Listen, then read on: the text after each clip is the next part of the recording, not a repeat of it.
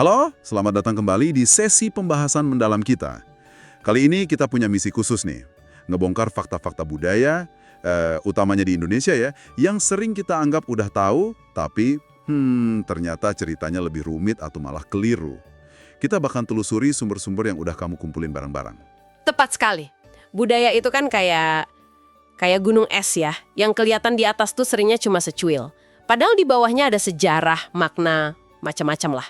Nah, pendalaman kali ini tujuannya biar kita bisa lihat lebih jauh, nggak cuma di permukaan aja. Biar pemahamannya lebih pas. Siap ya kita gali bareng? Siap? Oke deh. Mari kita mulai dari ikon-ikon budaya Indonesia yang kita kenal banget. Contohnya, keris.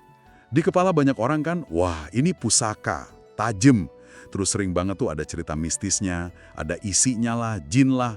Bener nggak sih sesimpel itu? Wah, jauh dari simple. Justru sumber kita bilang keris itu mahakarya budaya Nusantara loh, diakui UNESCO pula. Ini pencapaian teknologi sama seni yang wah luar biasa. Fungsinya itu lebih dari sekedar senjata. Keris itu bisa jadi simbol status, penanda identitas, terus syarat filosofi, jumlah lekukan atau look-nya aja, itu ada maknanya sendiri tentang hidup manusia.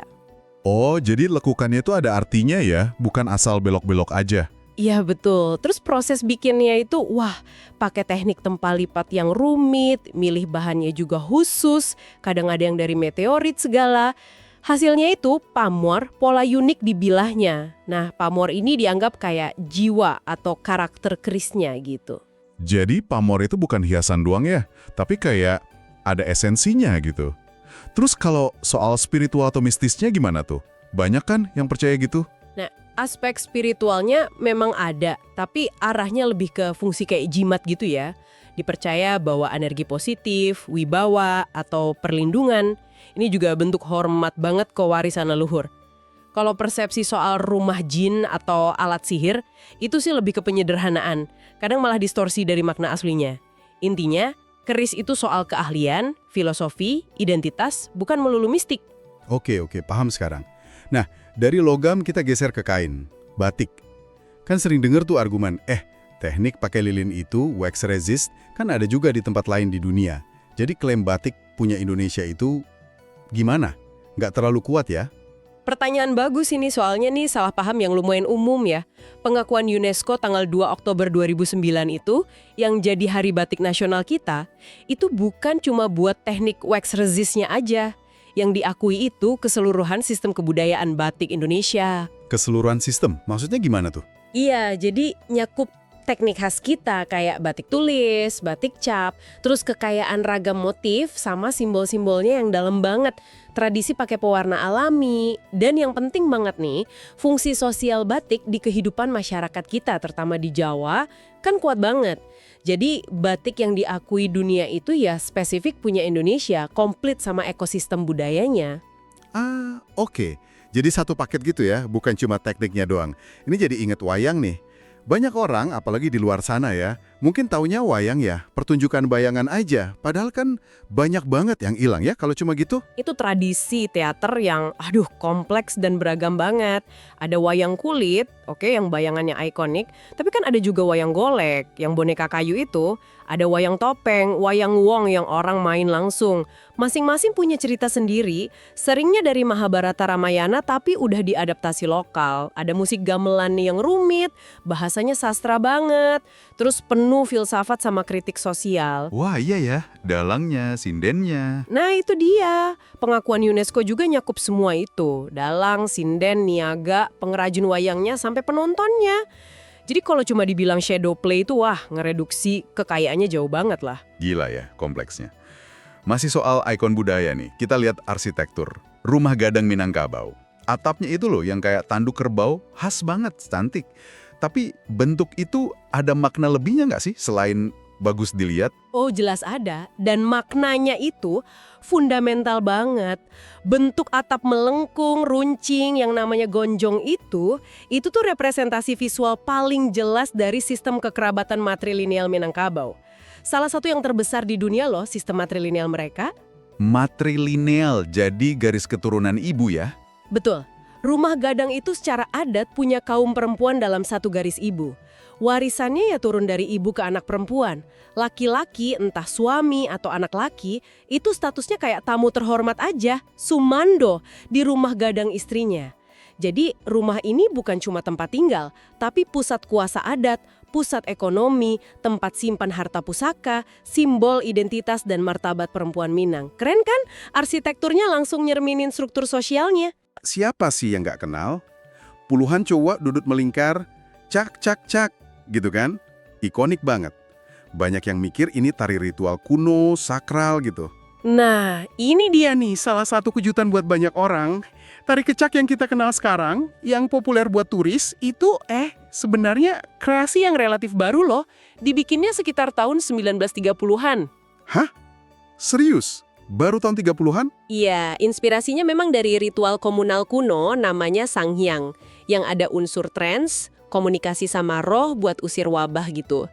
Tapi seniman Jerman, Walter Spies, dia kerjasama sama seniman Bali, Iwayan Limbak, buat ngadaptasi itu.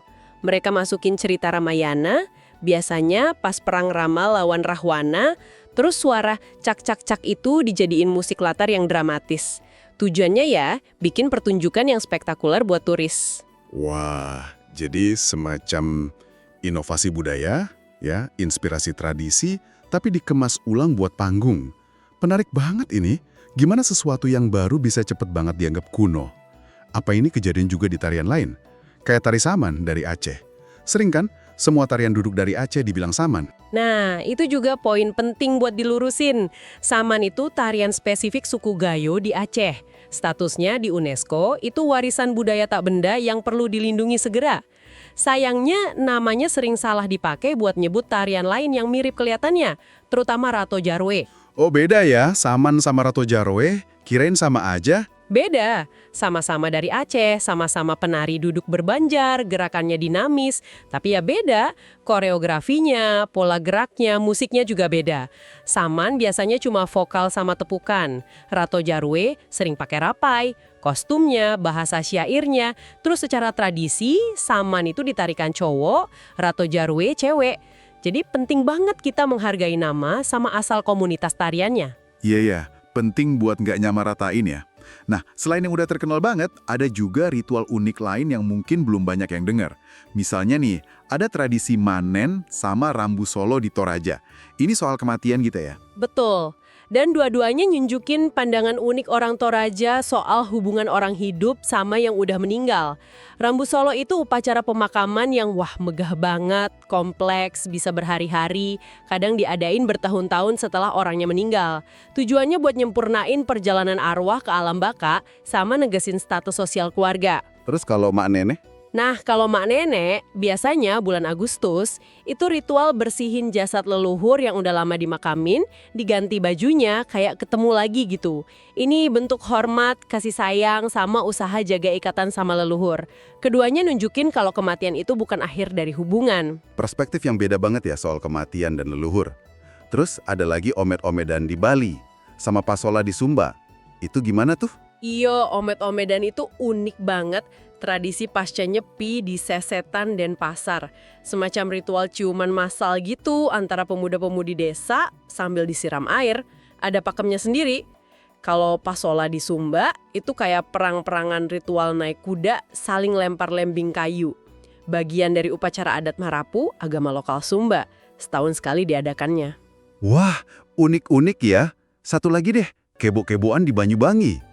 Itu ritual petani, biasanya buat syukur atau minta hujan. Petaninya dandan, terus tingkahnya kayak kerbau. Katanya sih bisa sampai kerasukan roh kerbau beneran, terus jalan keliling kampung. Oke, beragam banget ya ritual kita.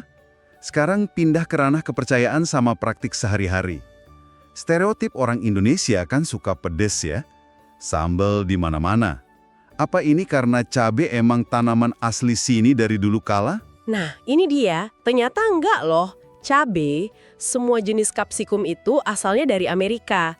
Baru masuk ke Nusantara dan Asia Tenggara, ya setelah abad 15 atau 16, dibawa pedagang Eropa, bagian dari pertukaran Kolombia itu. Wah, serius? Jadi sambal kesayangan kita itu produk globalisasi awal ya. Bisa dibilang gitu. Tapi yang kerennya, gimana cabai ini cepet banget diadopsi, diramu sama bumbu lokal kita kayak lada, jahe, kunyit, terasi, macam-macam, sampai jadi ratusan mungkin ribuan jenis sambal khas Indonesia. Ini contoh keren di mana asli itu bisa lahir dari pertemuan budaya. Hebat ya adaptasinya. Nah, ngomongin soal milik kita, ada juga soal sopan santun, terutama di Jawa.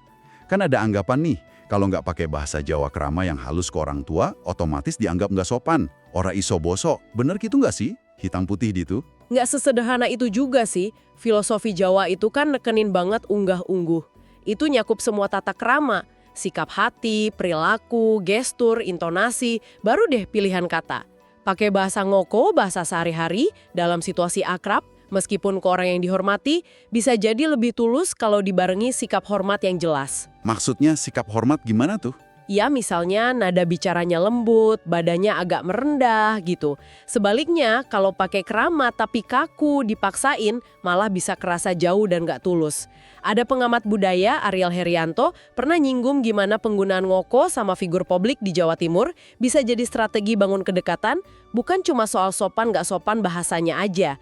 Jadi sopan santun itu dilihat utuh, holistik. Oke, jadi konteks sama sikap itu penting banget ya, bukan cuma bahasanya. Selain Jawa, Bali juga kaya banget kan sama mitos atau kepercayaan lokal yang masih hidup. Ada contoh menarik nggak? Ada beberapa nih, misalnya larangan keramas pas Hari Kajeng Kliwon. Katanya bisa bikin rambut rontok atau gampang kenalik. Terus nggak boleh dudukin bantal, mitosnya bikin bisulan. Padahal intinya ya ajaran etika aja, bantal kan buat kepala. Ada juga soal tempat. Kayak pasangan nggak boleh lewat bawah pohon bunut bolong. Katanya bisa putus. Ini contoh gimana mitos lokal, bener nggak benernya secara logika ya, tapi masih ngaruh ke perilaku sosial sehari-hari. Iya ya, masih banyak ya yang percaya gitu. Ngomong-ngomong soal salah paham, ada juga kan yang dari luar, kayak Frankenstein itu sering disebut nama monsternya ya? Nah, itu dia. Frankenstein itu nama penciptanya, si Victor Frankenstein. Monster ciptaannya itu ya seringnya disebut monster Frankenstein aja, nggak punya nama sendiri di bukunya. Oh gitu, sama kayak buah terlarang di Taman Eden, katanya apel. Kitab aslinya nggak nyebut apel sih. Teks Ibraninya cuma bilang buah. Mungkin asosiasi ke apel itu datang dari bahasa Latin. Kata mali itu bisa berarti jahat, bisa juga apel. Jadi mungkin nyambungnya dari situ. Wah, menarik. Terus satu lagi, sushi. Artinya bukan ikan mentah kan?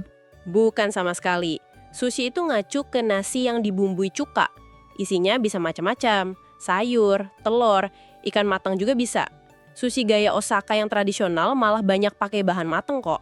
Oke, banyak ya ternyata yang perlu diluruskan. Sekarang kita lihat aspek alam sama geografis Indonesia. Komodo nih, kebanggaan kita. Benar nggak sih cuma ada di Pulau Komodo aja? Nggak cuma di sana ternyata. Komodo, nama ilmiahnya Varanus komodoensis, itu hewan endemik yang nyebar di beberapa pulau di kawasan Taman Nasional Komodo.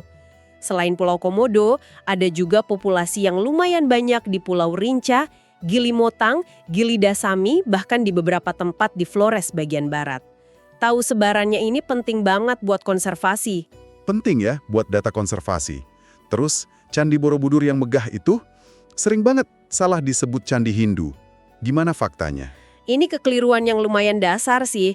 Candi Borobudur itu monumen Buddha Mahayana terbesar di dunia. Dibangun zaman dinasti Sailendra abad 8-9 Masehi. Stupa raksasanya, reliefnya yang cerita ajaran Buddha, fungsinya jadi tempat ziarah penting pas Waisak, itu semua ngegasin kalau Borobudur itu candi Buddha, bukan Hindu.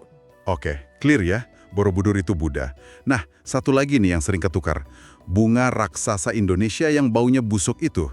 Itu cuma satu jenis aja? Atau gimana? Nah, ini sering banget bingung antara dua raksasa yang beda. Pertama, Rafflesia arnoldi.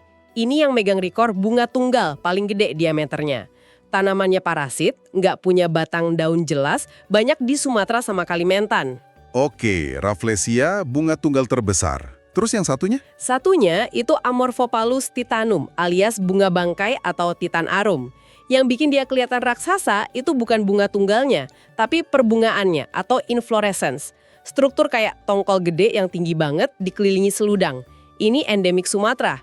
Keduanya emang sama-sama bau busuk buat narik serangga penyerbuk. Tapi mereka dari keluarga tumbuhan beda, strukturnya juga beda banget. Ah, oke. Jadi Rafflesia, bunga tunggal gede, bunga bangkai perbungaan tinggi. Detail penting nih.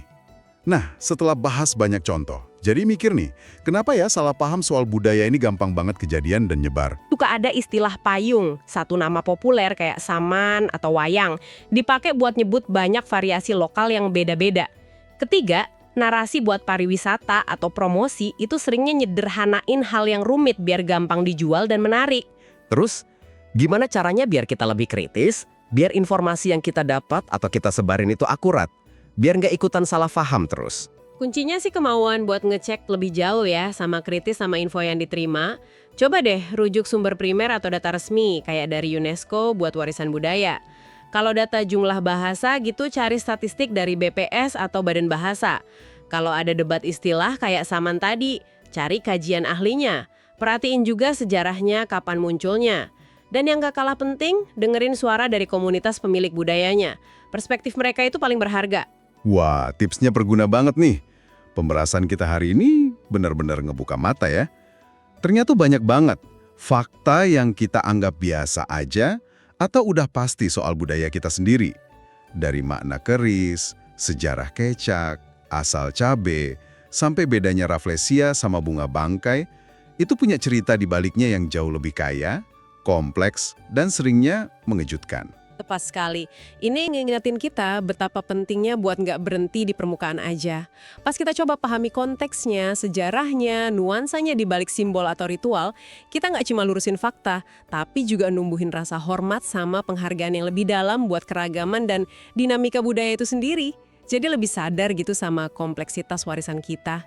Jadi, apa ya artinya semua ini buat kita? Mungkin gini kali ya, dengan paham kerumitan di balik yang kelihatan simpel, kita jadi lebih hati-hati menilai, lebih terbuka sama cerita yang beda, dan mungkin jadi pengen terus belajar. Pemahaman ini bisa ngubah cara kita lihat dan interaksi sama dunia sekitar kita, ya nggak sih?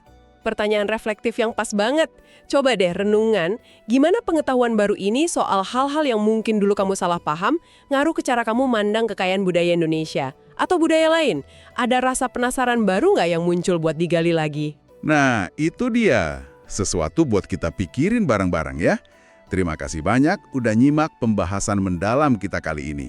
Sampai jumpa di penelusuran berikutnya.